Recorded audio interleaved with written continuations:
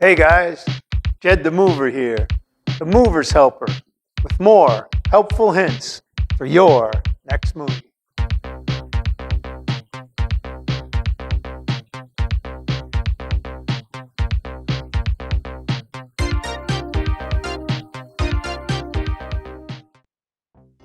Today we're going to talk about packing, putting small items into boxes.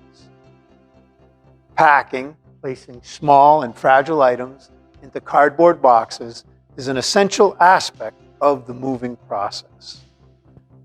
These economical and easy-to-use cartons or containers are most helpful. Here are some of the common sizes: small, medium, large, and extra large. Small ones work well for books and tools and heavier items, medium size for glassware like knickknacks and small framed pictures. Large for small appliances and electronics or pots and pans. Large tall for lamps and portraits or pictures. Extra large for bedding, pillows, sporting equipment, toys, and holiday decorations.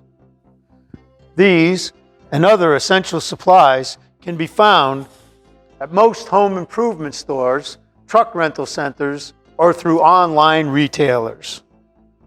Notice the little tab. This keeps the lid out of the way and open during the packing process.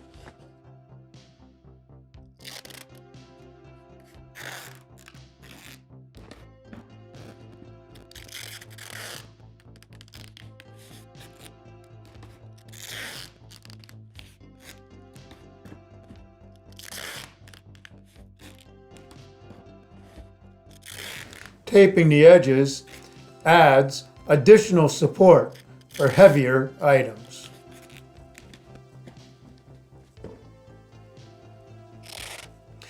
It's helpful to have at least one of each size together and ready before you start the packing process.